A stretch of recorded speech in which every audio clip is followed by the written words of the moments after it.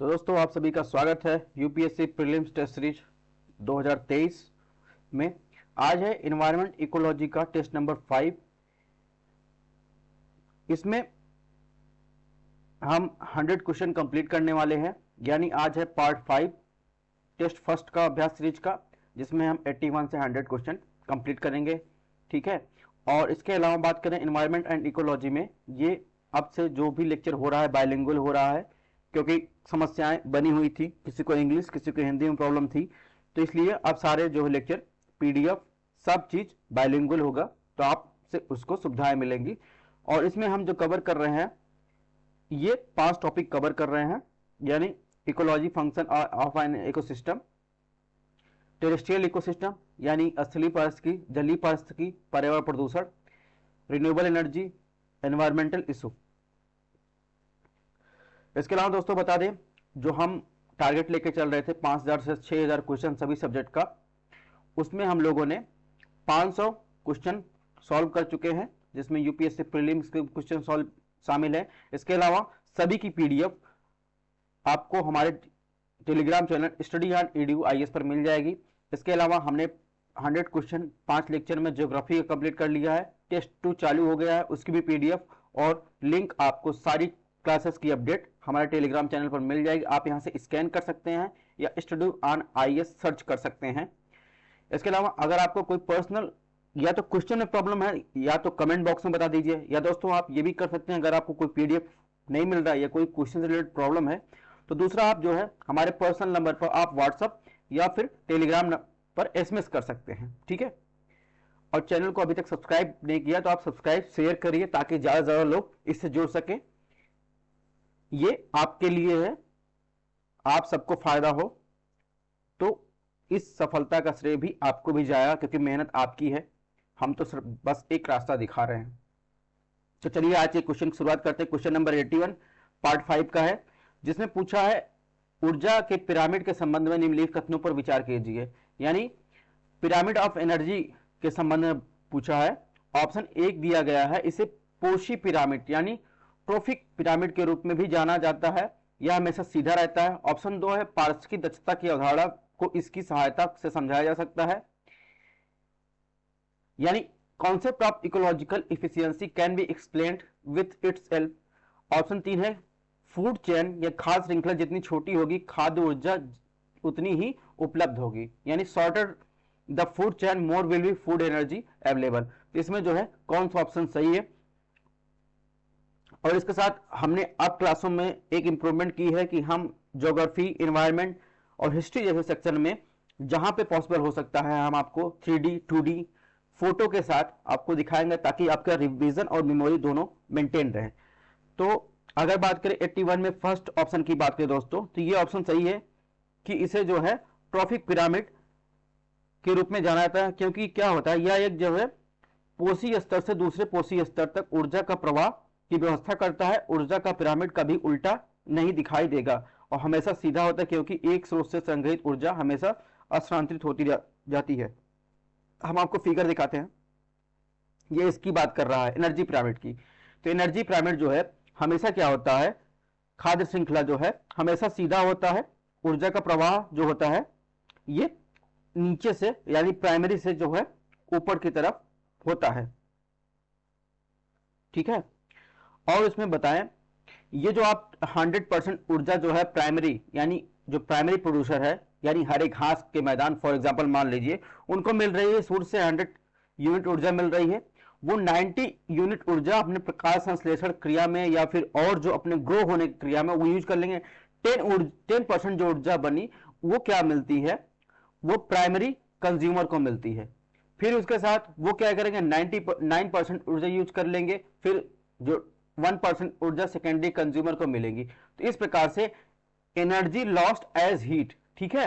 तो ये एक पिरामिड आपको दिखाई देगा, हमेशा जो है फूड चेन का पिरामिड जो होता है टेरेस्ट्रियल का, वो जो है क्या होता है, सीधा होता है। ठीक है। इस इमेज से भी आप समझ सकते हैं कि कितने कैलोरी जो है लॉस हो रहा है। तो ये एक चक्र होता है। इस प्रकार देखेंगे, इसमें जो है ऑप्शन 1 सही है। ऑप्शन 2 की बात करें वो भी सही है। अभी हमने समझाया एक पोषी स्तर के लिए जो उपलब्ध ऊर्जा होती है वो केवल 10% ही अगले पोषी स्तर में स्थानांतरित होती है।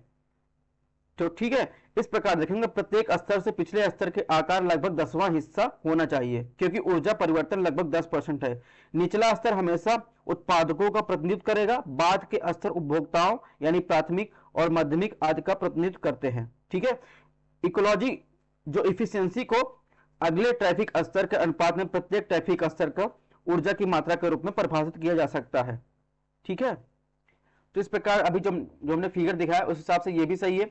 ऑप्शन 3 की बात करें तो ऑप्शन 3 भी सही है, क्योंकि जो ऊर्जा होती है ऊर्जा का पुनर्चक्रण नहीं किया जा सकता तथा क्रमिक ट्रैफिक स्तरों पर ऊर्जा का प्रवाह में क्रमिक कमी होती है, यानी खाद्य श्रृंखला जितनी छोटी होगी उपलब्ध ऊर्जा उतनी ही अधिक होगी। उदाहरण के लिए उत्पादक प्राथमिक उपभोक्ता, इसका कारण यह है कि खाद्य श्रृंखला की लंबाई में वृद्धि के साथ अधिक ट्रैफिक स्तर होते हैं और ऊर्जा की अधिक हानि होती है। 10% नियम जो मैंने बताया है, 10% एनर्जी लॉस होती जाती है। तो इस प्रकार जो है ऑप्शन 3 भी सही है। इसमें दोस्तों जो है 1 2 3 दोनों होगा। तो 10% जो लॉस का नियम है वो 10% लॉस का नियम यही है कि प्राइमरी प्रोड्यूसर को 100 यूनिट एनर्जी मिलती है तो 90 यूनिट जो है कंजम्पशन कर लेता है अपने ग्रोथ के लिए, फिर 10% बनता है। 10% यूनिट जब जो प्राइमरी कंज्यूमर है ये जो है इसको कंज्यूम करता है, उत्पादक को जब कंज्यूम करता है उसे जो है 10% एनर्जी ही मिलती है। फिर जब प्राइमरी कंज्यूमर को सेकेंडरी कंज्यूमर कंज्यूम करता है उसे जो है उस प्राइमरी कंज्यूमर से क्या हो 1% एनर्जी मिलती है। ठीक है, इस प्रकार जो है इसमें क्वेश्चन पूछा गया था। क्वेश्चन नंबर 82 की बात करें, एक ये भी है, आप इसको देख सकते हैं, पिरामिड ऑफ बायोमास। ठीक है, एक अपराइट यानी सीधा पिरामिड कहां का होगा, सीधा पिरामिड हमेशा ध्यान रखना है, क्वेश्चन पूछा जाता है असली इकोसिस्टम का पिरामिड क्या होता है, खाद्य श्रृंखला हमेशा जो है सीधा होती है। वहीं एक्वेटिक यानी जलीय इकोसिस्टम का पिरामिड हमेशा जो है उल्टा होता है। ठीक है, कि बड़ी मछलियां छोटी मछलियों खाएंगी, उससे छोटी मछलियों खाएंगी, तो ये इसका पिरामिड है। इसमें क्या होता है, प्रोड्यूसर को शाकाहारी खाएंगे, शाकाहारी को फिर प्राइमरी खाएंगे, फिर उसको क्या मांसाहारी खाएंगे। तो ये पिरामिड ध्यान रखना है कि असली में सीधा होता है और जली में उल्टा होता है, ये क्रम आपको ध्यान रखना है। इसके अलावा 82 में बात करें, इसमें जो है कुछ नियम दिए गए हैं उसको संबंधित सुमेलित करना है। एक बर्गमैन रूल है, वह संबंधित है गर्म और ठंडे मौसम की स्थिति के संबंध में शरीर के आकार संबंधित है। ऑप्शन बी है एलन का नियम, शरीर की सतह का आयतन अनुपात से संबंधित है। ऑप्शन सी रेंस का नियम, ये यौन आकार द्विरूपता से संबंधित, यानी जॉर्डन का नियम जो है आकारिकी का तापमान प्रभाव। ऑप्शन ई है यानी ग्लोगर का नियम है पिगमेंटेशन यानी रंजकता के पर्यावरण के अनुरूप बदलता है। इसमें बताया कौन सा सही सुमेलित है। ठीक है, तो अगर ऑप्शन 1 की बात करें तो देखेंगे तो ऑप्शन 1 जो है सही मेल खाता है, यानी इसमें ऑप्शन 1 में कहा गया है जो बर्गमैन थे उन्होंने बताया, जो बर्गमैन थे वो पक्षी और स्तनधारी गर्म क्षेत्र की तुलना में क्या होता है, ठंडे क्षेत्रों में अधिक शरीर का आकार अधिक होता है, लेकिन जो पाइक्लोथर्म होते हैं यानी शीत रक्त वाले होते हैं ठंडे क्षेत्रों में छोटे होते हैं। स्तनधारियों के पूंछ, थूथन, मुंह या नाक, कान की बात कर रहा है और पैर गर्म क्षेत्र की तुलना में ठंडे भागों में अपेक्षाकृत छोटे होते हैं। कहने का मतलब उनका क्या है कि बर्गमैन के अनुसार जो शीत यानी कोल्ड रीजन पाए जाते हैं उनके जो शरीर कान होते हैं वो छोटे होते हैं, उनके जो लेकिन वो आकार में बड़े होते हैं। यही बर्गमैन का नियम है। इसके अलावा एलन का नियम है एलन का नियम कहता है कि ठंडी जलवायु के लिए अनुकूलित जानवरों को गर्म जलवायु में अपनाए गए जानवरों की तुलना में छोटे अंग जो है ये आर्कटिक में देखेंगे पाया जाएगा। इसके अलावा कूल टेम्परेट रीजन में ऐसा पाया जाएगा, एक जानवर समझ लीजिए, वार्म टेम्परेट रीजन में इस प्रकार के पाए जाएंगे। डेजर्ट में उनके कान और ज्यादा बड़े होंगे तो उनके शारीरिक परिवर्तन को दर्शाता है। तो एलन का नियम है ठंडी जलवायु के लिए अनुकूलित जो जानवर को गर्म जलवायु अपनाए गए जो जानवरों की तुलना में छोटे अंग और शारीरिक उपांग होते हैं। अधिक विशेष रूप में इसमें कहा गया है कि होमोथर्मिक यानी गर्म रक्त वाले जो जानवरों के लिए शरीर की सतह का क्षेत्रफल और मात्रा का अनुपात उस आवास के औसत तापमान के साथ बदलता रहता है जिसमें वो अनुकूलित करते हैं। यानी सर्वाइवल ऑफ द फिटेस्ट का नियम यहां भी लागू होता है डार्विन का, कि अपने अनुसार जो है सर्वाइव करने के लिए वो अपने क्या करते हैं, वो रूपांतरित होते जाते हैं। इस प्रकार देखेंगे ऑप्शन 2 भी मेल खाता है। ऑप्शन 3 की बात करें तो ऑप्शन 3 में क्या पूछा है, ऑप्शन 3 भी मेल खाता है। रेंज का नियम पूछा है, जो अपेक्षाकृत संकीर्ण और अधिक नुकीले पंखों वाले जो पक्षी होते हैं उन दौड़ जो होते हैं, उसमें कहा गया है जो रेंज का नियम है, अपेक्षाकृत संकीर्ण और अधिक नुकीले पंखों वाले जो पक्षियों की दौड़ ठंडे क्षेत्रों में होती है जबकि गर्म क्षेत्रों में वो व्यापक होते हैं। इस प्रकार देखेंगे 1, 2, 3 और 4 भी सुमेलित है, यानी ऑप्शन डी। तो जॉर्डन का नियम बताता है तापमान कुछ मछलियों की आकारिकी को प्रभावित करता रहता है और कशेरुकी की संख्या के साथ संबंध पाया जाता है। और 5 की बात करें, ग्लोगर का नियम बात करें तो ग्लोगर एक पारिस्थितिकी नियम है जो बताता है कि जो एंडोथर्म की प्रजातियों के भीतर अधिक भारी रंग द्रव्य यानी रंजकता पिगमेंटेशन जो होता है वो अधिक आर्द्र वातावरण में पाया जाता है। जैसे भूमध्य रेखा के पास जाएंगे तो यह पाया जाता है कि अधिक आर्द्र आवासों के में पक्षी उच्च शुष्कता वाले क्षेत्रों में अपने संबंधियों की तुलना में गहरे रंग के होते हैं, तो उनके कलर में अंतर की बात करता है। इस प्रकार देखेंगे ये जो है ऑप्शन ए इसमें सही है। ए का 1, बी का 2, सी का 3, डी का 4, ई का 5। तो इस प्रकार कुछ इन्वायरमेंट रूल है, कभी कभार पूछा जाता है, एक्सेप्शन में इसको भी याद रखिएगा।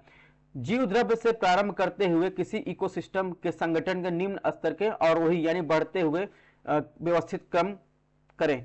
जीव, ऊतक, जनसंख्या, पारिस्थितिकी, कोशिकी, समुदाय, बायोम, इसको सही उत्तर चूज करना है, अरेंज करना है, यानी लेवल ऑफ जो ऑर्गेनाइजेशन है एक इकोसिस्टम में उसको असेंडिंग ऑर्डर में आपको जो है लगाना है। अब लेवल ऑफ जो असेंडिंग ऑर्डर होता है उसको देखते हैं। तो आप सबसे पहले क्या होता है, मॉलिक्यूल्स, सबसे पहले क्या होता है, मॉलिक्यूल्स होता है, फिर मॉलिक्यूल से क्या बनता है, सेल बनता है, फिर टिश्यू बनता है, टिश्यू से क्या बनता है, ऑर्गन, ऑर्गन डेवलप होता है, ऑर्गन का सिस्टम डेवलप होता है, फिर क्या बनता है, ऑर्गेनिज्म बनता है, यानी वो पूरा जीव बन जाता है। फिर क्या बनता है, इस चींटी का पॉपुलेशन ग्रोथ होता है, तो यही फिर उस क्या बनता है, फिर कम्युनिटी बनती है, कम्युनिटी यानी इकोसिस्टम बनता है, फिर वो बायोस्फीयर बनता है। यही क्रम आपसे पूछा है। लेवल ऑफ ऑर्गेनाइजेशन ये भी देख लीजिए, इसमें स्मॉलेस्ट और लार्जेस्ट कभी कभी पूछ लेता है। स्मॉलेस्ट क्या होता है, स्पीसीज जो होती है वो इंडिविजुअल है, वो क्या होती है, छोटी होती है, फिर उससे बड़ी होती पॉपुलेशन होती है, ग्रुप में आ जाता है, फिर कम्युनिटी बिल्डिंग हो जाता है, फिर इसके साथ इसके बाद क्या हो जाता है, पूरा इकोसिस्टम, उसके अंदर सब आ जाते हैं, कम्युनिटी और प्रोड्यूसर, इंडिविजुअल सब आ जाते हैं। फिर उसके बाद पूरा ऊपर देखेंगे तो बायोम आ जाता है, पूरा एक एरिया, उसके अंदर निवास करने वाली ये सब चीजें हैं, फिर एक बायोस्फीयर पूरा आ जाता है। तो इस पर इसी की बात कर रहा है ये क्वेश्चन, ठीक है। अब आप इसको चाहे जिससे कनेक्ट कर सकते हैं, तो यही बात कर रहा है। इसमें जो है सही क्रम आपको चूज करना है। तो इसमें सही क्रम अगर आप देखेंगे तो सबसे पहले सेल आता है, तो कोशिका आएगी, ठीक है, यानी कोशिका आएगी, उसके बाद क्या आएगा, 2 ऊतक आता है, फिर टिश्यू बनता है, फिर क्या आता है, फिर वो क्या बनता है, जीव बनता है, यानी ऑर्गेनिज्म बनता है, फिर 3 आता है, 3 में क्या आएगा, फिर पॉपुलेशन बनेगा, फिर 6 आएगा, 6 यानी कम्युनिटी बनेगा, फिर 4 आएगा यानी इकोसिस्टम बनेगा, फिर 7 बायोम बनता है, यानी बायोम सबसे बड़ा है, उसके अंदर ये सब सारी चीजें विद्यमान है।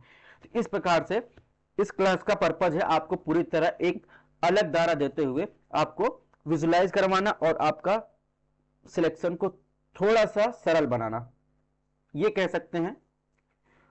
84 की बात करें तो इसने पूछा है विद्युत स्रोत के पारिस्थितिकी, जो नीचे पूछा है या नीच पूछा है, आला के संबंध में निम्नलिखित कथनों पर विचार कीजिए। यही प्रॉब्लम होती है, इसीलिए इंग्लिश की जरूरत पड़ती है। विद रिस्पेक्ट ऑफ इकोलॉजिकल नीचे और फॉर आर, इसमें पूछा है R strategic consider the following statement. Option 1 है विशिष्ट परिस्थितियों की आवश्यकता कारण उनकी मांगे बड़ी हैं। ऑप्शन 2 अनुकूल परिस्थितियों में तेजी प्रजनन करते हैं। ऑप्शन इसमें कौन सा सही है। तो इसमें 84 की बात करें तो ऑप्शन 1 गलत है। उनकी स्रोत उनकी कम मांगों में ध्यान में रखते हुए प्रत्येक मानक के लिए जैविक अजैविक स्थितियों की विविधता का समर्थन करते हैं और उनका जो इकोसिस्टम होता है, इकोसिस्टम नीच होता है जो इन सभी मापदंडों के लिए सामान्य हाइपर वॉल्यूम यानी बहुआयामी निकाय का प्रतिनिधित्व करता है, इसलिए बहुत बड़ा होगा। यानी तो इस प्रकार देखेंगे ऑप्शन 1 जो है गलत है।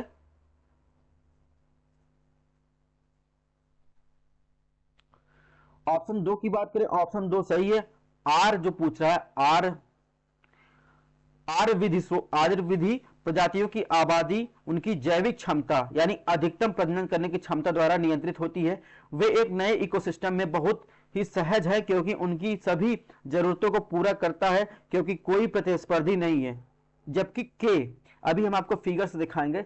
जबकि के, अब हम आपको जो है पहले इसमें बता दें कौन सा सही है, फिर आपको समझाते हैं। इसमें जो है आप देखेंगे यानी अनुकूल परिस्थितियों तेजी से प्रजनन, इसमें जो है आर की बात कर रहा है, आर की बात कर रहा है, तो जिसमें जो है इस प्रकार देखेंगे ऑप्शन बी सही है। अब हम आपको आर और के समझा देते हैं।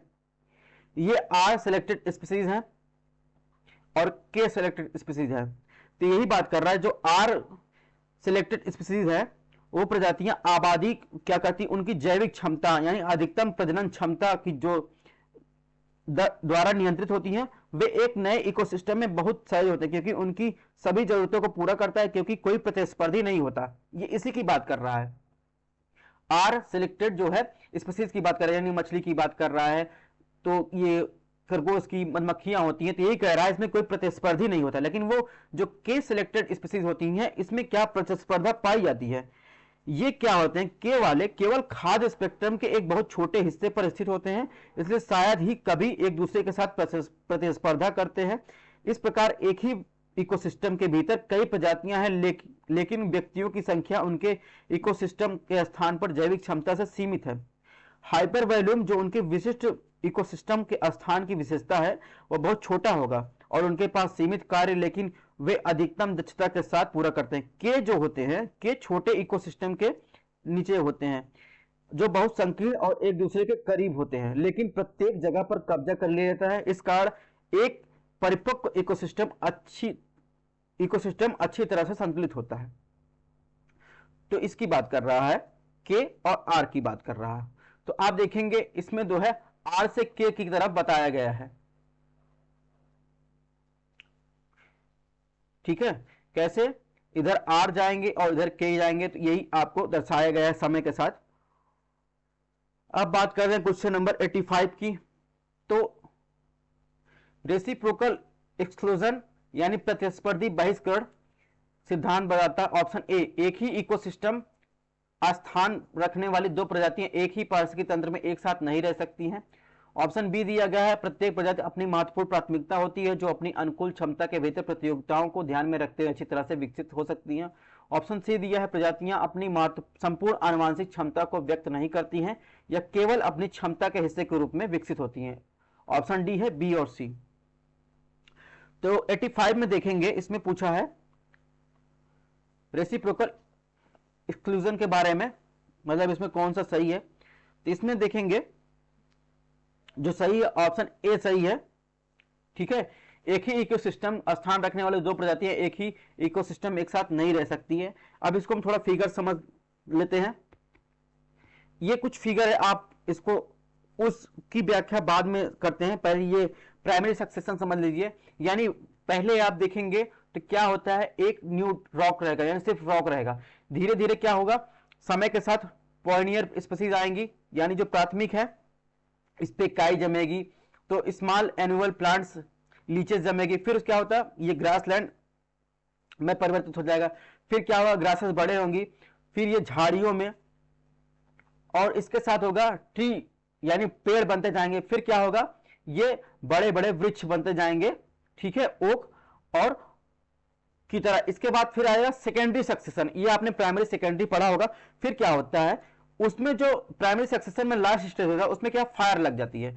फिर क्या होगा, फिर वो क्या होगा, वो उसमें आ जाएगा न्यूट जो है सरफेस में आ जाएगा। कोई भी प्रजाति, यहाँ पर कोई पेड़ पौधे नहीं होंगे। समय के साथ बीतेगा 1-2 साल बाद, फिर उस पर जो है लीचेस, फिर ग्रासलैंड, फिर ये साइकिल जो होता है चलता रहता है। कहने का मतलब ये है। अब इसमें एक चीज और समझने वाली बात थी, इसमें प्रतिस्पर्धा होती है, यानी अगर ये घासें और लीचे बढ़ रही हैं, फिर समय के साथ ये झाड़ियां बढ़ रही हैं, तो इंटरमीडिएट स्पिल क्लाइमेक्स कम्युनिटी यानी सर्वाइवल ऑफ द फिटेस्ट इसमें भी लागू होता है। जो सर्वाइव कर ले गया वो आगे बढ़ गया, वो अपने समय के साथ देखेंगे वो जो है बड़े बड़े पौधे के रूप में विकसित हो जाएगा। आपने एक चीज ध्यान रखा होगा, जब आप वर्ल्ड क्लाइमेटिक रीजन या वर्ल्ड क्लाइमेटिक जोन पढ़ रहे होंगे, उसमें आपको विश्वत रेखी जलवायु प्रदेश की विशेषता बताई होगी कि उसमें जो है 4 स्तर के जो है वनस्पति पाए जाते हैं, यानी एक ऊपर एक 4 स्तरीय वनस्पति पाए जाते हैं। ऐसा क्यों? क्योंकि इसमें भी सर्वाइवल ऑफ द फिटेस्ट है, यानी जो सर्वाइव कर ले गया वो, उसकी लंबाई बढ़ती गई, उसको प्रकाश संश्लेषण में क्षमता, प्रकाश संश्लेषण की क्षमता बढ़ती गई, वो जो है सबसे ऊंचाई पे गया, फिर उससे कम कमजोर, उससे नीचे, फिर उससे नीचे, फिर उससे नीचे। इस प्रकार देखेंगे यहाँ भी सर्वाइवल ऑफ द फिटेस्ट ही है। जब आप प्राइमरी सक्सेशन या सेकेंडरी सक्सेशन पढ़ें तो उसमें जो है सर्वाइवल ऑफ द फिटेस्ट कहीं ना कहीं आपको लागू करना चाहिए। ठीक है, इस प्रकार देखेंगे, ये आपको कुछ व्याख्या थी। अब आते हैं क्वेश्चन की तरफ। तो क्वेश्चन में इसमें जो है, इसमें एक ही इकोसिस्टम में रखने वाली 2 प्रजातियों का एक ही पारिस्थितिकी तंत्र में एक साथ नहीं रह सकते, इसमें एक सही है। आप देखते हैं रेसिप्रोकल एक्सपल्सन को, ये तो प्राइमरी सेकेंडरी हो गया। अब देखिए ये कंपिटेटिव एक्सपल्सन प्रिंसिपल की बात कर रहा है, यानी बात किया 2 different species can not be occupy the same niche in the same geographic area. ठीक है, तो यही है इसमें बात कर रहा है, यानी इसमें एक गाज के अनुसार बात करें तो गाज जो ये गाज थे उन्होंने स्वीकार किया एक ही इकोसिस्टम स्थान रखने वाले 2 प्रजातियां एक ही इकोसिस्टम में एक साथ नहीं रह सकती, या पारस्परिक क्या होगी, इसमें प्रतिस्पर्धा होगी। बहिष्कार सिद्धांत, प्रतिस्पर्धा बहिष्कार सिद्धांत का है जो प्रतिस्पर्धा से जुड़ा हुआ है। यदि यह सिद्धांत निरपेक्ष रूप से यही सही लगता है तो यह प्रकृति में शायद ही अनुपयुक्त होगा, क्योंकि एक इकोसिस्टम तंत्र में जो नीचे होता के कई आयाम होते हैं। इस प्रकार देखेंगे इसका संबंध यही है, बाकी आप एनवायरनमेंट में पढ़े होंगे। क्वेश्चन नंबर 86 की बात करें तो इसमें सर्केडियन रिदम की बात कर रहा है के संबंध में निम्नलिखित में कौन सा कथन सही है? यह विभिन्न पर्यावरणीय कारकों के कारण एक प्रतिक्रिया तंत्र है। ऑप्शन 2 केवल पक्षियों और स्तनधारियों में देखा जाता है और यह उनके अस्तित्व का एक महत्वपूर्ण हिस्सा है। उसमें कौन सा कथन सही है? तो प्रकाश स्थितियों के लिए क्या होता है, जानवरों को दैनिक प्रक्रियाओं को वृत्तीय यानी चक्र के रूप में जाना जाता है, जबकि वार्षिक जो होता है, वार्षिक लय के परिसंचरण पर यानी रिदम जो होता है परिसंचरण को ताल के नाम से जाना जाता है। ठीक है, ऑप्शन 1 की बात करें तो ऑप्शन 1 गलत है। उसका कारण है कि सर्केडियन जो लय होता है आंतरिक रूप से संचालित या अंतर्जात होता है और ये तापमान परिवर्तन से बहुत कम प्रभावित होते हैं, विभिन्न प्रकार के रासायनिक अवरोधकों और प्रति संवेदनशील होते हैं और जन्मजात और पर्यावरण से नहीं सीखते या जीव पर अंकित नहीं होते। सर्केडियन लय का सहज चित्रण कई जानवरों द्वारा प्रदर्शित किया जाता है। तो इस प्रकार ऑप्शन 1 गलत है। ऑप्शन 2 की बात करें तो ये सर्केडियन रिदम है। ठीक है, सर्केडियन रिदम जो है चिड़ियाघर के प्लावकों, पॉलीचेट, एनालिड्स, कई कीड़े, अधिकांश पशु पक्षियों, कुछ स्तनधारियों में देखे गए हैं। समुद्र और झीलों के प्लावक भी उनके ऊर्ध्वाधर वितरण में दैनिक जीवन को परिवर्तन दिखते हैं। इस प्रकार देखेंगे इसमें जो है एक प्रकार का ये भी है। ठीक है, लेकिन ये एनवायरमेंट इकोलॉजी से पूछा है संबंधित, तो इस प्रकार केवल पक्षियों और स्तनधारियों में नहीं अन्य में भी शामिल होता है, इसलिए ऑप्शन 1 और 2 दोनों गलत है। तो इसमें पूछा कौन सा सही है, यानी ऑप्शन डी होगा, ना तो 1 ना तो 2।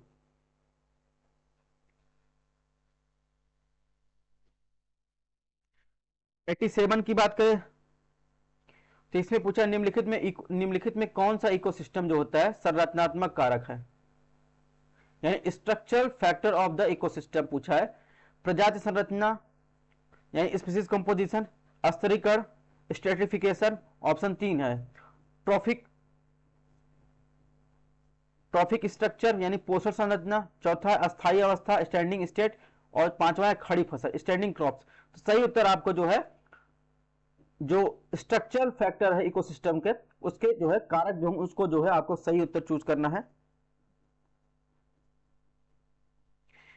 एक पहले इसको देख लेते हैं, इकोलॉजिकल फैक्टर को कौन कौन से प्रभावित करते हैं? Abiotic, biotic.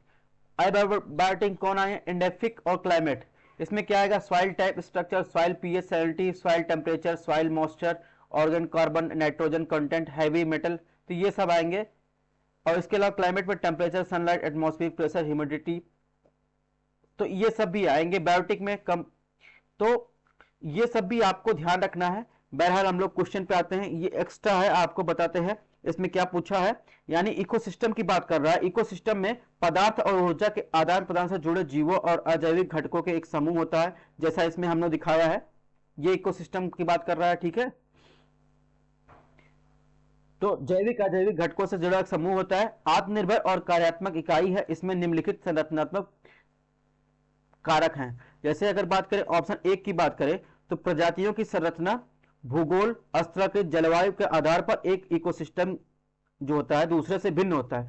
अधिकतम प्रजातियों की संरचना उष्णकटिबंधीय वर्षा वनों और प्रवाल भित्तियों में पाई जाती हैं एवं न्यूनतम कहा जाती है रेगिस्तान और आर्कटिक क्षेत्र में पाई जाती हैं। तो स्पीशीज कंपोजिशन सबसे ज्यादा कहां पाई जाएगी? उष्णकटिबंधीय वर्षा वन, और न्यूनतम आप देखेंगे रेगिस्तान या आर्कटिक क्षेत्र में पाई जाएगी। तो इस प्रकार देखेंगे जो इकोसिस्टम संरचनात्मक कारक में ये सही है। ऑप्शन 2 भी सही है कि स्ट्रेटिफिकेशन की बात कर रहा है, यह ऊर्ध्वाधर परतों का निर्माण करते हैं जहां वनस्पति घनी होती है और यहां रेगिस्तान में भी अनुपस्थित या दुर्लभ है। ऑप्शन 3 भी सही है। पोषण संरचना, प्रत्येक इकोसिस्टम में विशिष्ट खाद्य श्रृंखला और खाद्य जाल होते हैं। ऑप्शन 4 की बात करें, 4 भी सही है।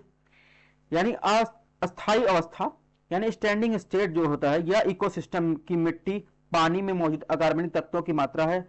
ऑप्शन 5 की बात करें तो ये भी सही, क्योंकि खड़ी फसल जो होती है एक इकोसिस्टम में मौजूद जीवित बायोमास की मात्रा है। इस प्रकार देखेंगे इसमें जो है 1 2 3 4 5 सही है। तो ये इकोलॉजिकल फैक्टर, इसको वीडियो पॉज करके आपको देख लेना है। इसके अलावा एक पिक्चर हम आपको ये दी है इकोसिस्टम में। तो इकोसिस्टम में छोटे छोटे चार्ट दिए गए हैं, ये आपको काम आएगा। इसको आप पीडीएफ से जरूर पढ़ लीजिएगा। एक्स्ट्रा है तो आप, लेकिन आपको वो एक्स्ट्रा आपको बहुत ज्यादा काम देगा। क्वेश्चन नंबर 88 की बात करें, डायपॉज को किस प्रकार परिभाषित किया जा सकता है? यह एक जीव की अवधि जो वर्ष के एक विशिष्ट समय को निष्क्रिय अवस्था में बिताती है।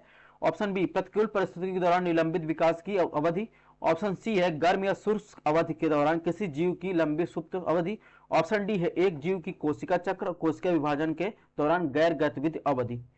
तो इसमें डायपॉज के बारे में पूछा है। डायपॉज को क्या कहते हैं? निष्क्रियता की शारीरिक स्थिति के रूप में परिभाषित किया जा सकता है, जहां कोई विकास नहीं होता और अधिकांश जीवन प्रक्रियाएं बंद हो जाती हैं।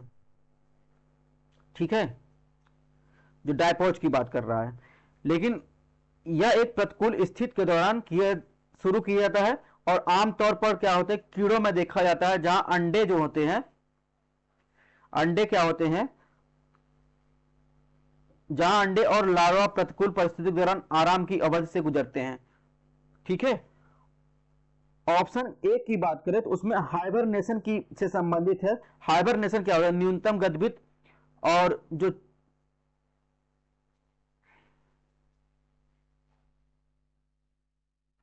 इस प्रकार देखेंगे। इसमें क्या है, इसमें देखिए 88 में पहले हम आंसर सही कर लेते हैं। इसमें प्रतिकूल परिस्थिति दौरान निलंबित विकास की प्रक्रिया, यानी डायपॉज का संबंध जो है इसी से है। आप देखिए प्रतिकूल परिस्थितियों में भी जो है ये लार्वा जो है धीरे धीरे धीरे धीरे अपनी विकसित कर लेते हैं। तो इसी की बात कर रहा है। ठीक है।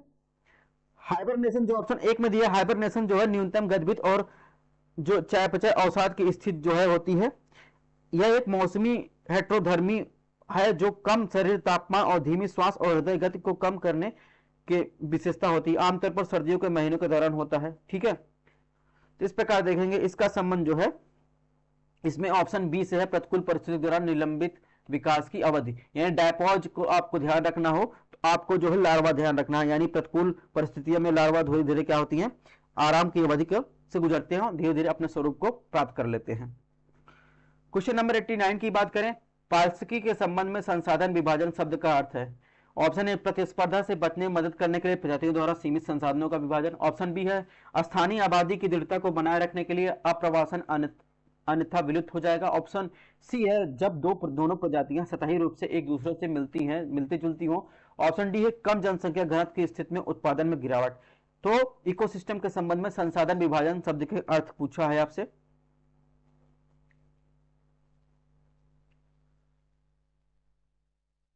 तो इसमें देखेंगे, पहले हम इसकी व्याख्या देख लेते हैं। संसाधन विभाजन में तो मैक आर्थर ने पाया मैक आर्थर थे, उन्होंने पाया कि जब समान आवश्यकताओं वाली दो प्रजातियां सह अस्तित्व में होती हैं तो प्रत्येक आमतौर पर स्वयं को तुलना में एक छोटी सी जगह पर कब्जा कर लेता है। यह एक इकोसिस्टम में क्या प्रतिस्पर्धा से बचने में मदद करने के लिए किया जाता है। किसी भी वातावरण में क्या होता है, किसी भी वातावरण में जीव सीमित संसाधनों के लिए प्रतिस्पर्धा करते हैं, इसलिए जीवों में विभिन्न प्रजातियों को एक दूसरे के साथ सह-अस्तित्व तरीके से खोजने पड़ते हैं। इसका परिणाम क्या होता है, जो होता है विशिष्ट जो है शारीरिक और रूपात्मक व्यवहार अनुकूल होता है, जिसे चरित्र विस्थापन के रूप में जाना जाता है। इस प्रकार ऑप्शन एक सही है। यानी रिसोर्स पार्टिसिपेशन की बात कर रहा है, संसाधन विभाजन की बात कर रहा है। इसमें when two or more similar species coexist such as these varieties of the variable each species only used a part of the available resource, these called resource partition। ठीक है, तो ये कुछ फिगर है, इसको आप इससे भी समझ सकते हैं। यानी इसका संबंध किससे है, प्रतिस्पर्धा से बचने मदद के लिए प्रजातियों द्वारा सीमित संसाधनों के विभाजन से है। ठीक है, तो इन फिगर से भी आपको समझने में ज्यादा आसानी होगी। क्वेश्चन नंबर 90 की बात करेंगे, बायोमास के बारे में यानी जैव भार के बारे में कौन सा कथन गलत है। ऑप्शन एक, पायरोलिसिस गैसीकरण की ऐसी प्रक्रिया है जो बायोमास को ऊर्जा में प्रयोग योग्य रूप में परिवर्तित करती है। ऑप्शन बी है, बायोमास एक नवीकरणीय संसाधन है जो वायुमंडलीय बैलेंस शीट को कोई अतिरिक्त कार्बन नहीं छोड़ता है। ऑप्शन सी की बात करें, भारत के नवीकरणीय ऊर्जा लक्ष्य में जैव शक्ति से 10 गीगावाट नवीकरणीय क्षमता शामिल है। ऑप्शन डी बात करें, बायोमास के जलने से जीवाश्म ईंधन विपरीत वातावरण में कोई कार्बन डाइऑक्साइड नहीं निकलता है। तो इसमें गलत बायोमास के बारे में क्या गलत है वो आपको बताना है। तो अगर ऑप्शन एक की बात करेंगे तो पायरोलिसिस या गैसीकरण जो होता है अवायवीय पाचन दहन बायोमास को ऊर्जा के अन्य रूपों में परिवर्तित करने की विधियां है। बायोमास जो होता है अक्षय ऊर्जा संसाधन का एक रूप है, रिन्यूएबल एनर्जी, और यह मनुष्यों और गतिविधियों द्वारा जारी जैविक कचरे के गठन से करता है। ठीक है, इस प्रकार जो ऑप्शन एक भी सही है, ऑप्शन दो भी सही है। हालांकि बायोमास जलने से कुछ मात्रा में प्रदूषक जैसे कार्बन डाइऑक्साइड आदि निकलते हैं, हालांकि पर्यावरण में कोई अतिरिक्त प्रदूषण नहीं छोड़ते हैं। जलने पर इसके द्वारा छोड़ी गई कार्बन डाइऑक्साइड उतनी ही मात्रा में होती है जितनी उसके बनने के दौरान अवशोषित होती है। इस प्रकार एक दो सही है, तीन भी सही है, क्योंकि भारत के नवीकरणीय ऊर्जा लक्ष्य में 2022 तक जो अक्षय स्रोत 175 गीगावाट ऊर्जा शामिल है। ये डाटा पिछले का है, अगर कुछ और हो तो आप अपडेट कर लीजिएगा। ठीक है, 100 गीगावाट पवन ऊर्जा, 60 गीगावाट जैविक, 10 गीगावाट छोटे जल विद्युत संयंत्र 5 गीगावाट। तो ये कुछ डाटा है, इसको हम पीडीएफ में दे देंगे, आप जो है वहां से देख लीजिएगा। ऑप्शन 4 गलत है। ठीक है, इसमें गलत पूछा है। तो जैव भार को जलाने से जीवाश्म ईंधन की तरह कार्बन डाइऑक्साइड निकलता है या जीवाश्म ईंधन के बराबर की मात्रा में कार्बन डाइऑक्साइड छोड़ता है। इस प्रकार देखेंगे, इसमें गलत पूछा है, ऑप्शन 4 गलत है। तो ये बायोमास है यानी जैव भार है, वो कितने टाइप का होता है, फिजिकल, थर्मोकेमिकल, बायोकेमिकल। इसमें देखेंगे फिजिकल में क्या क्या शामिल है, थर्मोकेमिकल में क्या शामिल है, बायोकेमिकल में क्या क्या शामिल है। तो आप इसको जो है यहाँ से वीडियो पॉज करके या पीडीएफ में देख सकते हैं, ये भी आपके काम आ सकता है। क्वेश्चन नंबर 91 की बात करें, राष्ट्रीय स्वच्छ वायु कार्यक्रम का लक्ष्य 2034 तक पार्टिकुलेट मैटर पीएम की सांद्रता 20 से 30% कमी करना है। ऑप्शन 2 है, या आवास और शहरी मामलों के मंत्रालय द्वारा चयनित स्मार्ट शहरों में पीएम सांद्रता को कम करने के लिए तैयार किया गया है। और सही उत्तर आपको चूज करना है। तो ऑप्शन 1 गलत है। ठीक है, 2017 को आधार वर्ष मानकर क्या किया गया है, 2024 तक जो है पार्टिकुलेट मैटर में 20 से 30% की कमी की बात की गई है। ठीक है, तो इस प्रकार देखेंगे ऑप्शन 1 गलत हो जाएगा। ऑप्शन 2 की बात करें तो ये पर्यावरण शहरी मंत्रालय नहीं है, इसमें सॉरी आवास और शहरी मंत्रालय नहीं है, इसमें क्या सामान कौन सा मंत्रालय है, पर्यावरण वन जलवायु परिवर्तन मंत्रालय द्वारा तैयार किया जाता है। तो इस प्रकार ऑप्शन 2 गलत है।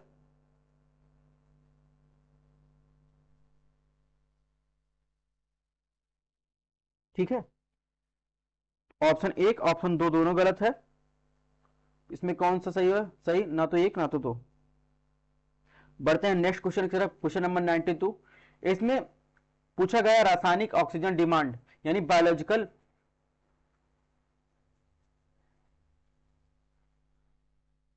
ये उत्तर यहां पे देखेंगे। इसमें पूछा गया रासायनिक ऑक्सीजन डिमांड यानी केमिकल जो ऑक्सीजन डिमांड की तुलना में आवश्यक ऑक्सीजन की सांद्रता को मापने के लिए जैविक ऑक्सीजन डिमांड यानी बायोलॉजिकल ऑक्सीजन डिमांड एक बेहतर संकेतक है।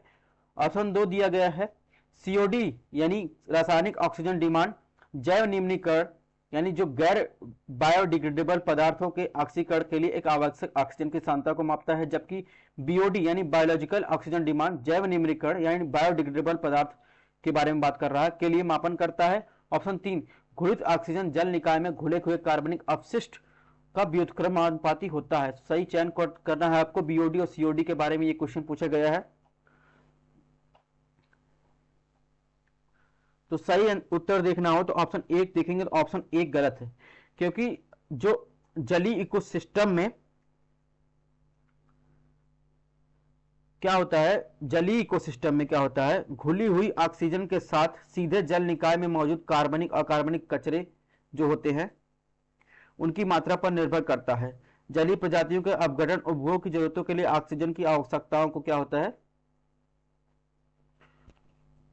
आवश्यकता होती है, ऑक्सीजन की आवश्यकता होती है। अधिक मात्रा में अपशिष्ट की उपस्थिति में जल निकाय में घुलित ऑक्सीजन को कम कर देती है, क्योंकि इसमें अपघटन की दर बढ़ जाती है। ठीक है, तो इससे क्या होता है, जलीय प्रजातियों द्वारा ऑक्सीजन की मांग में वृद्धि हो जाती है, जिससे जैविक ऑक्सीजन की मांग कहा जाता है। इसलिए बीओडी जल निकाय में कार्बनिक पदार्थों के अपघटन के लिए आवश्यक ऑक्सीजन को इंगित करता है। पानी में बीओडी जितना अधिक होगा यानी बायोलॉजिकल ऑक्सीजन डिमांड जितना अधिक होगा, यानी घुलित ऑक्सीजन की कमी उतनी ही अधिक होगी। तो ये आपको ध्यान रखना है, कीवर्ड है। पानी में की गुणवत्ता खराब होगी। दूसरी ओर अगर रासायनिक ऑक्सीजन डिमांड की बात करें दोस्तों, इसमें जल निकाय में बायोडिग्रेडेबल और नॉन बायोडिग्रेडेबल दोनों तरह के पदार्थों का अपघटन के लिए आवश्यक ऑक्सीजन की मात्रा को मापती है। इसलिए जलीय प्रणाली की स्वस्थ आकलन के लिए सीओडी बेहतर उपाय है। तो इसमें ऑप्शन 1 जो है गलत है। ऑप्शन 2 की बात करें, ऑप्शन 2 भी गलत है, क्योंकि सीओडी एक जलीय सिस्टम में बायोडिग्रेडेबल और गैर बायोडिग्रेडेबल दोनों मामलों में ऑक्सीकरण के लिए आवश्यक ऑक्सीजन की मात्रा को मापता है। इसलिए यह एक जलीय इकोसिस्टम तंत्र के स्वास्थ्य को इंगित करने का उपाय है। ठीक है, ऑप्शन 3 की बात करें, ऑप्शन 3 भी गलत है। यह एक जल निकाय में घुले हुए अपशिष्टों की संख्या जितनी अधिक होगी, उसके अपघटन के लिए ऑक्सीजन की आवश्यकता उतनी ही अधिक होगी, जो जलीय सिस्टम में ऑक्सीजन की अधिक मांग के साथ छोड़ी जाती है, क्योंकि घुली हुई ऑक्सीजन अधिकांश उपयोग उसके अपघटन में किया जाता है। इसलिए अपशिष्ट जो होते हैं, घुलित ऑक्सीजन की मात्रा एक जल निकाय में घुले हुए अपशिष्टों की संख्या के व्युत्क्रमानुपाती होते हैं। इस प्रकार ऑप्शन 3 भी गलत है। तो 1 2 3 इसमें सही कौन सा है, यानी ऑप्शन डी उपरोक्त में से कोई नहीं सही है। इसमें कुछ फिगर है, इसको आपको देखना है। यानी बायोलॉजिकल ऑक्सीजन डिमांड की बात कर रहा है। जब इसमें अपशिष्ट पदार्थ किसी भी जल निकाय में मिल जाएंगे तो उसमें क्या होता है, ऑक्सीजन की जो बायोलॉजिकल ऑक्सीजन डिमांड बढ़ जाएगी। तो एल्गी ब्लूम का भी कारण होता है, क्योंकि जब बायोलॉजिकल एक्स्ट्रा पोषक तत्व मिल रहा है तो क्या होता है बीओजी में, तो ऑक्सीजन जो है कि जो होते हैं कि क्या, जब पोषक तत्व किसी जल निकाय में ज्यादा मिलता है तो जीव को क्या होता है, उनको ऑक्सीजन की मात्रा लेने में ऑक्सीजन ज्यादा चाहिए, तो वो होता है बायोलॉजिकल ऑक्सीजन डिमांड। तो इस प्रकार देखेंगे, ये बायोलॉजिकल ऑक्सीजन डिमांड और ये केमिकल ऑक्सीजन डिमांड का पिक्चर दिया गया है। तो आपको इसमें ध्यान रखना है, ये भी देख लेना है कि क्या इफेक्ट होता है क्या नहीं होता है। बाकी हमने इफेक्ट बता ही दिया है। ये बीओडी और सीओडी से क्वेश्चन आते ही हैं। क्वेश्चन नंबर 93 की बात करें, इसमें ठोस अपशिष्ट प्रबंधन नियम 2016 के बारे में पूछा है। इसमें कौन सा कथन गलत है। ऑप्शन 1 अपशिष्ट जनरेटर को कचरे को 3 श्रेणियों में अलग अलग करना होता है, जैव निम्नीकरण, गैर जैव निम्नीकरण, घरेलू खतरनाक अपशिष्ट। ऑप्शन बी स्थानीय अधिकारियों और ग्राम पंचायतों को राज्य सरकार की नीति के अनुसार उपयुक्त कचरा प्रबंधन योजना बनानी चाहिए। ऑप्शन सी डिस्पोजेबल उत्पादों को सभी निर्माताओं को अपशिष्ट निपटान प्रणाली की स्थापना के लिए स्थानीय अधिकारियों को वित्तीय सहायता प्रदान करनी है। ऑप्शन डी ये नियम केवल मैदानी इलाकों पर लागू होते हैं, पहाड़ी और उत्तर पूर्वी इलाकों पर लागू नहीं होते हैं। तो सीधी बात है, इसमें डी ऑप्शन जो है गलत है। ठीक है, बाकी सब सही है, क्योंकि सरकार के नियमों में समग्र कार्यान्वयन की निगरानी के लिए ये तहत एक केंद्रीय निगरानी समिति की स्थापना की है, और ये नियम सभी स्थानीय निकायों, जनगणना कस्बों पर लागू होते हैं या पहाड़ी क्षेत्रों में लैंडफिल के निर्माण पर भी रोक लगाती है। इस प्रकार ऑप्शन डी गलत है। अब क्वेश्चन नंबर 94 की बात करें, जैविक उपचार के बारे में पूछा है। ठीक है, तो यह प्रदूषण यह पर्यावरण प्रदूषकों को तोड़ने या कम करने के लिए सूक्ष्म जीवों और एंजाइमों का उपयोग करता है। ऑप्शन 2 की बात करें तो समुद्री सूक्ष्म जीवों को वीट ब्रांड एक हाइड्रोकार्बन नाशक बैक्टीरिया है जिसमें तेल रिसाव को साफ करने की क्षमता होती है। ऑप्शन 3 की बात करें, इन जीवाणुओं का अपना जो मेटाबॉलिज्म होता है नहीं होता है और ये ऊर्जा के लिए हाइड्रोकार्बन कचरे पर निर्भर करते हैं। सही उत्तर आपको चूज करना है इसमें। तो ऑप्शन 1 देखेंगे, ऑप्शन 1 सही है। जैविक उपचार बैक्टीरिया, कवक आदि या एंजाइम ऐसे सूक्ष्म जीवों द्वारा पर्यावरण प्रदूषकों को कम विषाक्त रूपों में तोड़ने की प्रक्रिया है। ऑप्शन 2 भी सही है, क्योंकि national institute of ocean technology ने कृषि अवशेष जीवाणु कोशिकाओं पर स्थित समुद्री जीवाणु वीट ब्रांड को संघ का उपयोग करके एक पर्यावरण अनुकूल कच्चे तेल जैविक उपचार के मैकेनिज्म तकनीक विकसित की है।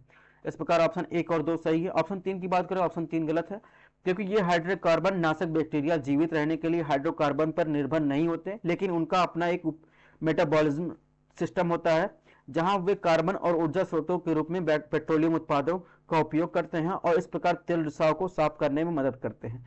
तो इस प्रकार देखेंगे, इसमें सही उत्तर चूज करना है, 3 गलत है, तो बचा कौन सा? ए, 1 और 2 सही होगा। नेक्स्ट क्वेश्चन की बात करें, क्वेश्चन नंबर 95 में क्या पूछा है? टेरेस्ट्रियल इकोसिस्टम यानी असली इकोसिस्टम के संदर्भ पूछा है। ऑप्शन 1 तापमान और वर्षा असली इकोसिस्टम 2 सीमित कारक हैं। ऑप्शन 2 बात करें, टेरेस्ट्रियल इकोसिस्टम में पौधों खाद्य जाल के आधार पर होते हैं। ऑप्शन 3 की बात करें, भूमि उपयोग में परिवर्तन असली इकोसिस्टम की प्रमुख चिंताओं में से एक है। इसमें कौन सा कथन सही है? तो इसमें देखेंगे, ऑप्शन 1 की बात करेंगे, ऑप्शन 1 सही है, क्योंकि एक सीमित कारक वह होता है जो जनसंख्या के आकार को बाधित करता है और इसे धीमा या बढ़ने से रोकता है। एक असली इकोसिस्टम में कुछ सीमित कारक हैं, जैसे स्थान, तापमान, ऊंचाई, वातावरण में उपलब्ध सूर्य के प्रकाश की मात्रा। लिविंग के नियम के अनुसार सीमित कारक वह होता है जो किसी विशेष समय पर सबसे कम उपलब्ध होता है, जैसे शिकार या पोषक तत्व। इसमें कहा गया है कि विकास कुल उपलब्ध संसाधनों से नहीं बल्कि सबसे सीमित कारकों यानी दुर्लभ संसाधनों निर्धारित करते हैं। तो इस प्रकार देखेंगे तो ऑप्शन 1 सही है, ऑप्शन 2 भी सही है, असली पारिस्थितिक खाद्य जाल के आधार पर होते हैं। ठीक है, इसमें क्या होता है, जो टेरेस्ट्रियल इकोसिस्टम होता है, खाद्य जाल का आधार पौधे यानी स्वपोषी हैं। वे प्राथमिक उत्पादक हैं क्योंकि वे प्रकाश संश्लेषण के माध्यम सूर्य के प्रकाश को परिवर्तित करके अपना भोजन बनाते हैं। ऑप्शन 3 की बात करें, ऑप्शन 3 भी सही है, क्योंकि जैव विविधता जो ह्रास होता है, जैव विविधता की हानि, मिट्टी की गुणवत्ता में गिरावट, वनस्पतियों और जीवों के वितरण में संभावित परिवर्तन, इसके अलावा इकोसिस्टम की संरचना, कार्य में परिवर्तन, मिट्टी की विशेषता में परिवर्तन, आज भूमि उपयोग परिवर्तन के कारण होती है। ठीक है, टेरेस्ट्रियल इकोसिस्टम के बारे में इस प्रकार देखेंगे, इसमें क्या क्या सही है, इसमें तीनों सही है, 1 2 3।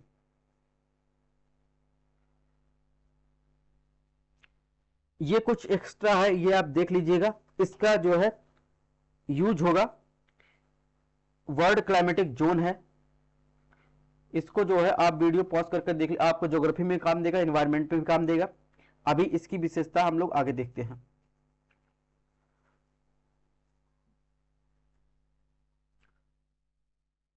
ठीक है, ये इसी की बात कर रहा है, यानी जो टेरेस्ट्रियल इकोसिस्टम होता है उसमें क्या होता है,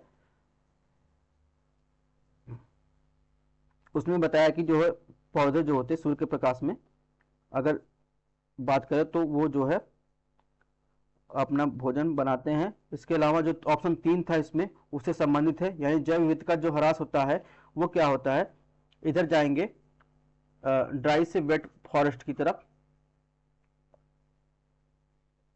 ये भी वही है, वर्ल्ड क्लाइमेटिक जोन का है। क्वेश्चन नंबर 96 की बात करें, 96 में असली और जलीय इकोसिस्टम के बारे में पूछा है।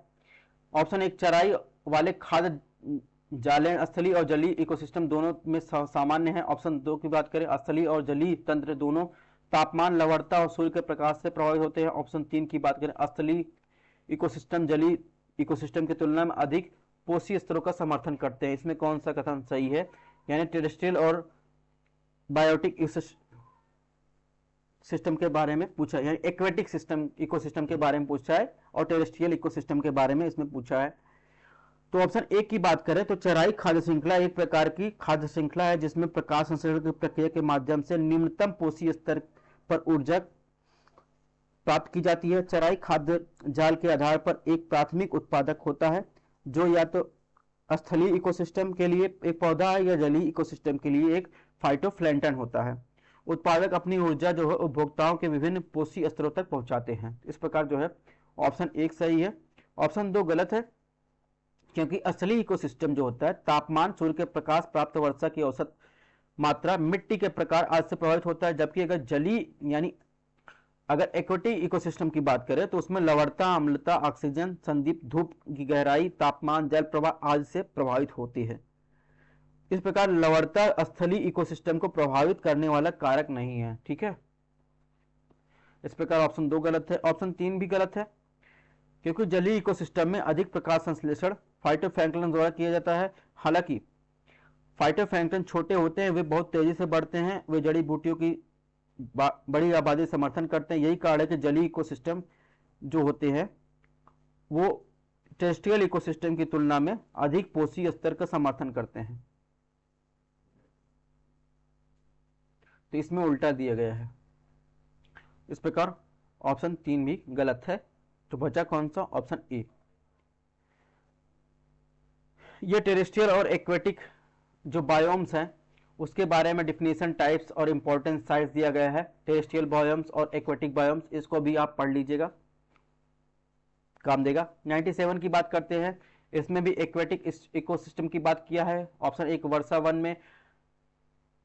में परिवर्तन जलीय प्राणियों में जल विज्ञानी विशेषताओं को बदल देता है। ऑप्शन 2 की बात करें, जलीय इकोसिस्टम में घुलित ऑक्सीजन का स्तर लवणता का एक फलन है। ऑप्शन 3 की बात करें, यानी जो एफोटिक जोन होता है वो जगह होती है जहां पर्यावरणीय कारक प्रकाश संश्लेषण के लिए अनुकूल होते हैं। इसमें कौन सा कथन गलत है? इसमें आप इंग्लिश पढ़ लीजिएगा, क्योंकि बहुत सारी चीजें आपको एनवायरनमेंट में समझ में नहीं आएगी, इसलिए आप इंग्लिश भी पढ़ लीजिएगा। यानी aphotic zone is where environmental factors is conductive photosynthesis. तो इसमें जो है आपको इनकरेक्ट चूज करना है। अगर ऑप्शन 1 की बात करें दोस्तों, इसमें जो है वर्षा में परिवर्तन जलीय जीवों के आवास की मात्रा और गुणवत्ता के परिवर्तित करते हैं, कई जलीय प्रजातियों के प्रजनन में हस्तक्षेप करते हैं और पौधे और जानवरों के वितरण के वर्तमान पैटर्न को बाधित करते हैं। इस प्रकार देखेंगे दोस्तों तो क्या होता है, वे अपनी हाइड्रोलॉजिकल विशेषताओं को प्रभावित करते हैं, जो अंततः पारिस्थितिकी तंत्र की उत्पादकता और विविधता को प्रभावित करते हैं। इसमें देखेंगे ये ऑप्शन 1 सही है। ऑप्शन 2 की बात करें तो ऑक्सीजन में घुलनशीलता पानी के तापमान, लवणता और वायुमंडलीय दाब का एक फलन होता है, यानी बढ़ते तापमान और लवणता के साथ घटता है। यानी जो ऑक्सीजन घुलित मात्रा की बात कर रहा है वो क्या होता है, बढ़ते तापमान और लवणता के साथ घटता है और बढ़ते वायुमंडलीय दबाव के साथ बढ़ता है। नमक के स्तर में वृद्धि के साथ घुलित ऑक्सीजन तेजी से घटता है, इसलिए समान दबाव और तापमान पर क्या होता है, खारे पानी में जो होता है मीठे पानी की तुलना में लगभग 20% कम घुलित ऑक्सीजन होता है। इस प्रकार ऑप्शन 2 भी सही है। ऑप्शन 3 की बात करें, ऑप्शन 3 गलत है। एफोटिक जोन के बारे में बात कर रहा है, महासागरों में सबसे गहरी परत होती है जिन्हें बिल्कुल भी सूरज की रोशनी प्राप्त नहीं होती है। मुख्य रूप से सूर्य से कोई प्रकाश नहीं होता है, इसलिए जलीय इकोसिस्टम तंत्र में इसे प्रकाश संश्लेषण नहीं हो सकता। तो इस प्रकार इसमें कौन सा सही है? इसमें इनकरेक्ट पूछा है, यानी ऑप्शन 3 जो है इनकरेक्ट है, बाकी 1 और 2 करेक्ट है। ये है। इसके अलावा एफोटिक जोन हम आपको आगे दिखाते हैं पिक्चर में। यानी एक फोटिक जोन होता है जहां प्रकाश संश्लेषण क्रिया होती है, एक अफोटिक जोन होता है जहां प्रकाश संश्लेषण क्रिया नहीं होती है, वो डार्क एरिया होता है। अब इसने पूछा है 98 में, मुहाना स्थलीय इकोसिस्टम तंत्र के आवश्यक घटक हैं। यानी आप देखें मुहाना दे दिया है, मुहाना का मतलब एस्चुरी की बात कर रहा है। इसके अलावा जो मोनोक्रॉपिंग ग्रासलैंड पारिस्थितिकी तंत्र के लिए एक खतरा है। ऑप्शन 3 है, कवक जाली वातावरण के अपघटक के रूप में कार्य करता है। इसमें कौन सा कथन सही है? इसीलिए इंग्लिश जरूरी होता है किसी किसी सब्जेक्ट में, क्योंकि जो अनुवाद होता है बहुत घटिया होता है, रेडीमेड अनुवाद होता है। ऑप्शन 1 की बात करें तो जलीय इकोसिस्टम में क्या महासागर, झील, नदियां, धाराएं, मुहाना यानी एस्चुरी, आर्द्रभूमि शामिल है। एस्चुरी जो होता है तटीय क्षेत्र में जहां समुद्र का खारा पानी नदी के ताजे पानी से मिलता है, वो एक ट्रांजिशन जोन होता है। यानी नदी के मुहाने के लिए मछुआरों के लिए मछली पकड़ने सबसे अच्छे मैदान प्रदान करता है, क्योंकि पानी का स्तंभ उथला होता है। वे प्राकृतिक जो निस्पंदन के माध्यम से पानी की गुणवत्ता भी बनाए रखते हैं, क्योंकि सूक्ष्म जीव कार्बनिक पदार्थों को तोड़ते हैं और जो तलछट प्रदूषकों को बांटते हैं। तो इस प्रकार ऑप्शन 1 गलत है, यानी मुहाना स्थलीय इकोसिस्टम के लिए आवश्यक घटक नहीं है।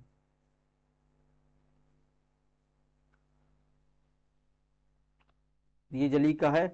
ऑप्शन 2 की बात करें, मोनोक्रॉपिंग, ये सही है क्योंकि एक कृषि पद्धति है जो मिट्टी के पोषक तत्वों को समाप्त कर देती है या बायोम को कमजोर करता है और प्राकृतिक आपदाओं के प्रति इसकी संवेदनशीलता को बढ़ाता है। मोनोकल्चर कृषि मिट्टी के प्राकृतिक संतुलन को बिगाड़ देता है और यह फसलों और पौधों को प्रभावित करके कीटों और बीमारियों के निर्माण को जन्म देता है। इस प्रकार देखेंगे ऑप्शन 2 सही है। ऑप्शन 3 की बात करें, ऑप्शन 3 भी सही है, यानी जलीय इकोसिस्टम में कवक महत्वपूर्ण घटक होता है जो समुद्री इकोसिस्टम में अन्य महत्वपूर्ण अपघटक बैक्टीरिया, समुद्री कीड़े और मोलस्क आदि होते हैं। ठंडे समुद्र में पानी में केवल बैक्टीरिया और कवक ही विकसित होते हैं क्योंकि अन्य जीव चरम स्थितियों में जीवित नहीं रह सकते।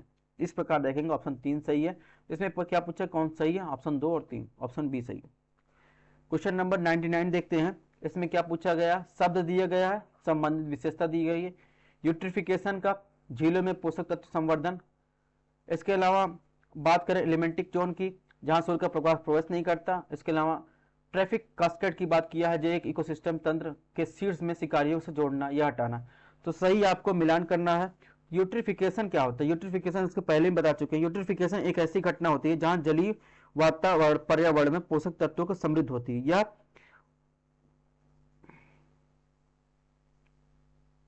आपको यूट्रिफिकेशन पहले दिखाते हैं।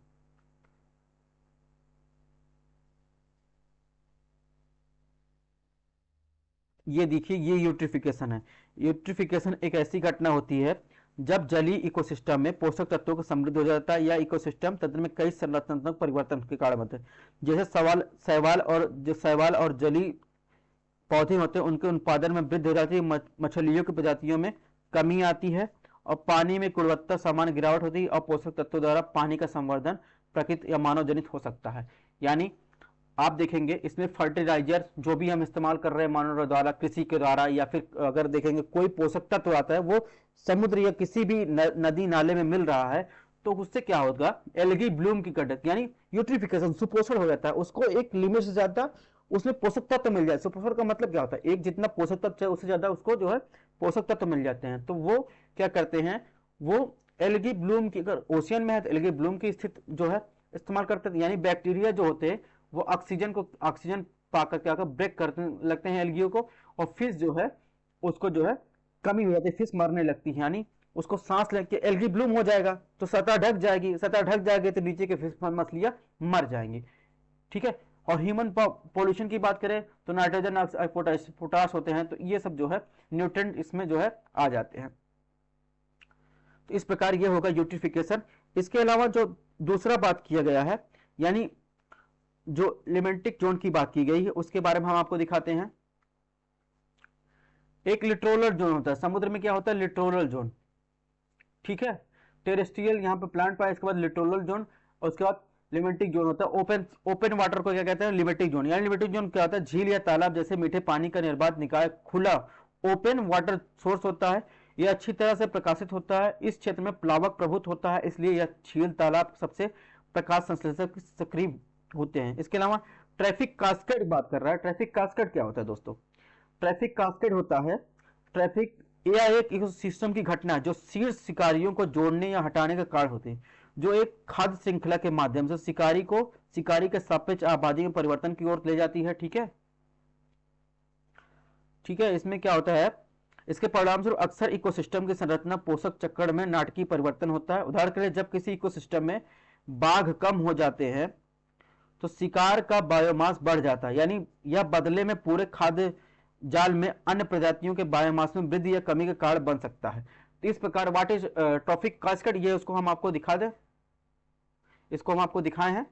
तो उसके जो है टॉप टू बॉटम और बॉटम टू टॉप होता है, दो प्रकार का, इसको भी आप देख लीजिएगा। तो इस प्रकार जो है उसके क्या इफेक्ट होते हैं आप इस फिगर से जो है आप देख सकते हैं। आप देखते हैं क्वेश्चन नंबर 99 में क्या सही है, हमने आपको व्याख्या भी दे दी। यानी इसमें जो है देखेंगे तो इसमें जो है ऑप्शन बी सही है, 1 और 2। यानी जो लिमिटिक जोन की बात कर रहा है, यहां जो है प्रवेश खुला मैदान, खुला सागर या खुला झील होती है जहां पर प्रकाश संश्लेषण जो है की क्रिया होती है। नहीं होती है, ये गलत है, होती है। अभी मैंने आपको लिमिटिक जोन की बात की। इस प्रकार जो है ऑप्शन बी जो है सही होगा। ये है लिमिटिक जोन, ओपन वाटर, यहां पर प्रकाश संश्लेषण क्रिया होती है। ठीक है, क्वेश्चन नंबर 100 की बात करते हैं आज के टेस्ट की, और 100 क्वेश्चन इस तरह हमारा फर्स्ट टेस्ट का पूरा हो जाएगा। स्थलीय यानी टेरेस्ट्रियल इकोसिस्टम के संदर्भ में विचार कीजिए। ऑप्शन 1 है मरुस्थलीय इकोसिस्टम में पशुओं का रात्रिचर व्यवहार एक अनुकूल व्यवहार है।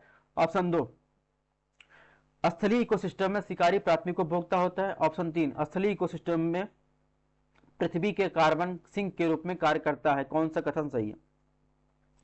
अगर निशाचर आप देखेंगे, यानी रात में, जो रात में क्या करते हैं, निशाचर जब निकलते हैं, यानी रात को निकलने वाले जीव की बात करेंगे, तो निशाचर जो होते हैं दिन की गर्मी से बचने के लिए रेगिस्तान इकोसिस्टम में जगह कई प्रजातियां ऐसी होती हैं कि वो क्या करते हैं, गर्मी से जो बचकर वो क्या करते हैं, रात में शिकार करते हैं। और ऐसा क्यों करते हैं? क्योंकि रेगिस्तान में क्या होता है, इतनी ज्यादा धूप होती है, वो जो है अपनी पानी को खोने से रोकते हैं अपने आप को। क्या करते हैं? क्योंकि दिन के उजाले के समय रेगिस्तान बहुत गर्म होता है, तो इस प्रकार जो है वो रात को जो है रात्रिचर व्यवहार कर, रात को अपने शिकार के लिए निकलते हैं। ऑप्शन 1 सही है।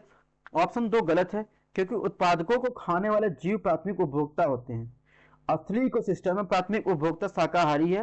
प्राथमिक उपभोक्ताओं के अन्य उदाहरण कैटरपिलर, कीड़े, टिड्डे, दीमक, खरगोश, जिराफ, घोड़े इत्यादि हैं। इस प्रकार देखेंगे शिकारी प्राथमिक उपभोक्ता नहीं होता। ऑप्शन 3 की बात करें, ऑप्शन 3 सही है। स्थलीय इकोसिस्टम में पृथ्वी के कार्बनिक सिंक में से एक है।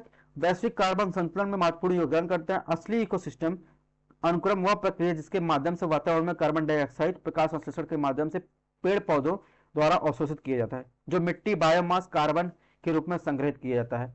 तो इस प्रकार दोस्तों देखेंगे ऑप्शन 3 सही है।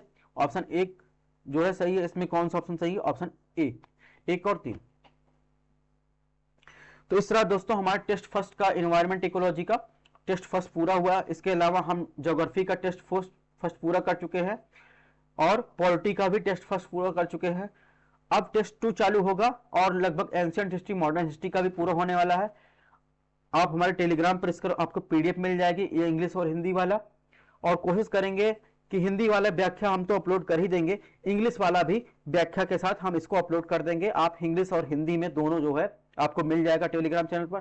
कोई भी प्रॉब्लम हो आप मैसेज करिए बेधड़क 7001-7004 पर, टेलीग्राम और या व्हाट्सएप दोनों कर सकते हैं। इस पर आपके सारी समस्याओं का समाधान किया जाएगा। और एक बात, अगर आपने चैनल सब्सक्राइब शेयर नहीं किया है, लाइक नहीं किया है, आप लोग वीडियो देखते हैं लाइक नहीं करते, तो आप लाइक शेयर जरूर कीजिए ताकि ज़्यादा से ज़्यादा लोग लाभ ले सकें, क्योंकि ये टेस्ट बाइलिंगुअल है और आप सबके काम आ सकता है। जो आपने इन्वायरमेंट इकोलॉजी में नहीं पढ़ा है, हो सकता है वहाँ छूट गया हो, यहाँ पर कवर हो जाएगा, या अन्य सब्जेक्ट की बात। ये अकॉर्डिंग तो आपके जो है यूपीएससी एग्जाम को देखते हुए बनाया गया है। मिलते हैं नेक्स्ट लेक्चर।